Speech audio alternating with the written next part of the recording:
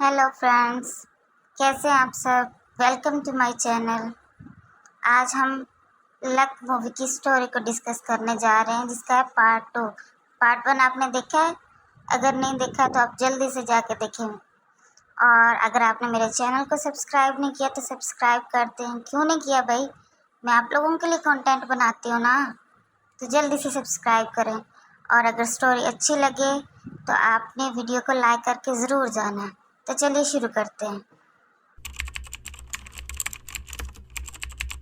Coin लेकर आ गया है। तभी के तभी वो ड्रोन किसी मशीन के थ्रू सेट हो जाता है और अब उन्हें उस ड्रोन का पीछा करना था, जो कि इस बिल्डिंग के बीचों बीच होगा। कैट और सैम जल्दी से एलिवेटर का यूज करते हुए बीच में पहुंचना चाहते हैं, पर सैम से दोबारा से गलती से सबसे लोअर बटन प्रेस हो जाता है, जो कि बेसमेंट का और बैड लक ग्राउंड का था। वहाँ ग्रेविटी नहीं थी, तो वो लोग उल्टा चलने लगते हैं और जैसे ही नीचे पहुँचते हैं तो दोबारा से लिफ्ट में जाने के लिए कैट तो पहुँच जाती है, पर सैम पीछे रह जाती है। अब कैट जब लिफ्ट में होती है तो वो सैम को गाइड करने लगती है कि तुम्हें डोर 13 पर आना है, वहाँ से हम ज्वाइन हो जाएंगे। अब सैम यहाँ पर काफी घबराई हुई होती है, क्योंकि बैड लक लैंड पर बहुत से मॉन्स्टर्स थे। सैम उनसे पीछा छुड़वाते हुए ऊपर चढ़ के टावर 13 तक पहुंची जाती है। अब वहाँ से एक सीक्रेट डोर से होती हुई बीचों बीच सैम उस तक पहुंच ही जाती है, जिस फ्लोर पर वो कैट है। यहाँ पर इन दोनों को एक यूनिकॉर्न नजर आता है, जिसे देखकर ये लोग छुप जाते हैं, पर यूनिकॉर्न उनसे कहता है कि डरो मत, क्या हुआ मुझे बताओ। तो सैम उसे सारी स्टोरी सुनाती है और कहती है कि इस फ्लोर पर कोई पेनी आई होगी। तो वो यूनिकॉर्न कहता है कि हाँ आई तो थी, पर मैंने उसे ऊपर वापस भेज दिया ताकि उस पेनी को वो लोग साफ कर सके। सैम कहती है अरे यार वो हमें चाहिए थी। तो यूनिकॉर्न उसे एक ऐसे ड्रैगन का पता बताता है, जो कि एक फीमेल ड्रैगन है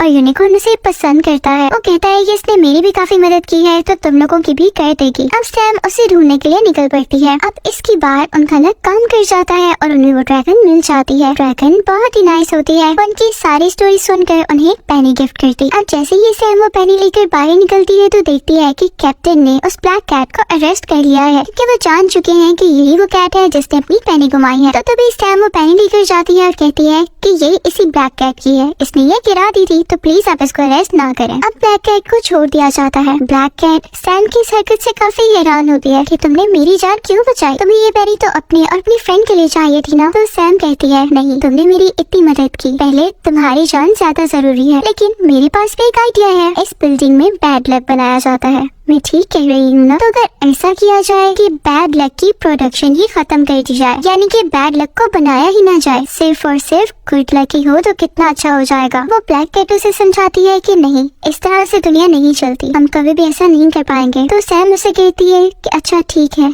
क्या तुम मुझे सिर्फ 2 घंटे के लिए इस चीज के लिए अलाउ कर सकते हो? तो वो कैट कहती है कि अलाउ करना मेरे हाथ में नहीं, हाँ तुम मशीन को किसी तरह सीक्रेटली कंट्रोल कर सकती हो, पर तुम ऐसा करना क्यों चाहती हो? सैम कहती है कि अभी तुम देखती जाना। वो तभी उस मशीन को बंद कर देती है जो बैड लक प्रोड्यूस करती है, ताकि वो मिक्सिंग मशीन में ना जाए और ना ही उनकी दुनिया तक पहुँचे। साथ ही वो किसी कैमरा की मदद से अपनी छोटी दोस्त को देखने लगती है, जिसे आज किसी फैमिली ने विजिट करने आना था, और सैम यही चाह रही थी कि वो गुड लक उसे दे दे और उसे कोई फैमिली अडॉप्ट कर ले। उसका ये प्लान काम कर जाता है। दुनिया में हर तरफ गुड लक होने की वजह से उसे अडॉप्ट कर लिया जाता है, लेकिन तभी टाइम गुजरने लगता है और देखते ही देखते वो मशीन दोबारा से बैड लक प्रोड्यूस करने लगती है और सारे के सारे पाइप से अब वो बैड लक निकलने लगता है, लीक होने लगता है, क्योंकि वो मिक्सिंग मशीन तक नहीं पहुंच पा रहा था। सारे पाइप्स ओवरलोडेड होने की वजह से एक्सप्लोड कर जाते हैं और हर तरफ बैड लक फैल जाता है। वो सारे लकी कॉइंस जिनमें सिर्फ और सिर्फ गुड लक था, वो भी उससे असर हो जाता है, उस पर भी बुरा असर आ जाता है। तभी वहाँ पर वो काली बिल्ली बताती है कि मैंने अपने पास एक एक्स्ट्रा कॉइन छुपा कर रखा था, सिर्फ और सिर्फ अपना लक अच्छा बनाने के लिए। असल में तो मैं काली मनहूस बिल्ली हूँ। पर सैम उसे कहने लगती है नहीं, ऐसी बातें मत करो, बैड लक तो मेरी वजह से फैला है, मैं हूँ ही अनलकी और सारी की सारी गलती मेरी ही तो है। वो काली बिल्ली सैम को समझाने लगती है कि नहीं, तुम बहुत लकी हो, क्योंकि तुम्हारी नेचर में दूसरों के साथ चीजें शेयर करना है और ये गॉड गिफ्टेड होता है। और अपनी नन्ही दोस्त के लिए जो तुम परेशान हो रही थी,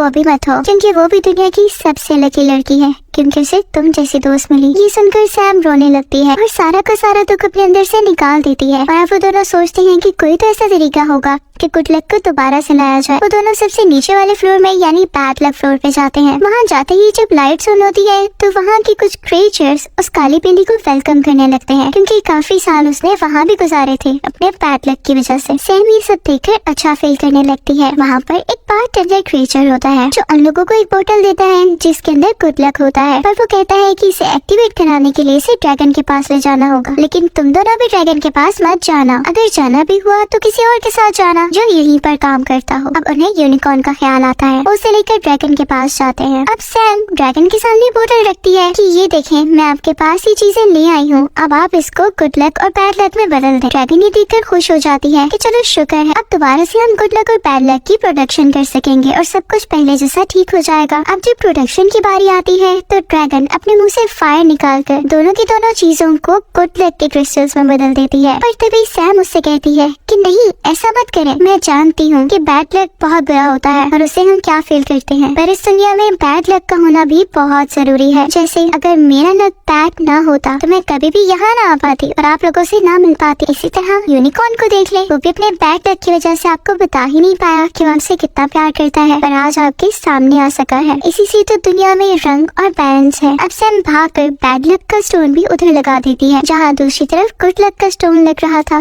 ताकि हर तरफ बैलेंस हो। और अब वो इस चीज को समझ सकी थी कि कोई भी इंसान लकी या अनलकी नहीं होता, बल्कि हर एक की जिंदगी खूबसूरत होती है, बस उसे उसको समझना पड़ता है। मशीन दोबारा से चलने लगती है और सब कुछ वैसा ही हो जाता है जैसे पहले हो रहा था। सैम कैमरा से देखती है कि उसकी छोटी सी दोस्त परमानेंटली उन लोगों के साथ रहने लगी है जो उसे अडॉप्ट करने के लिए आए थे। मूवी के लास्ट सीन में हम देखते हैं कि उन्हें इस काम करने पे बहुत ही ज्यादा अप्रिसिएशन मिलती है और उन्हें कुछ अवार्ड्स भी दिए जाते हैं। पर तभी वो ब्लैक कैट कहती है कि अगर आप लोगों ने मुझे कोई अवार्ड देना ही है तो मैं चाहूंगी कि अपनी मर्जी से मैं सैम की दुनिया में रह सकूं। सैम भी सुनकर बहुत खुश होती है और उसे गले से लगा लेती है। फिर कुछ अर्से बाद हम देखते हैं कि सैम और वो ब्लैक कैट साथ ही रह रही हैं, काफी एंजॉय करते हैं और साथ ही साथ सैम अपनी छोटी दोस्त से अपनी बिल्ली के साथ मिलने जाती है और उनकी लाइफ पहले से भी ज्यादा हसीन हो जाती है। इसी के साथ ये मूवी यहीं पर एंड होती है। Thank you for watching.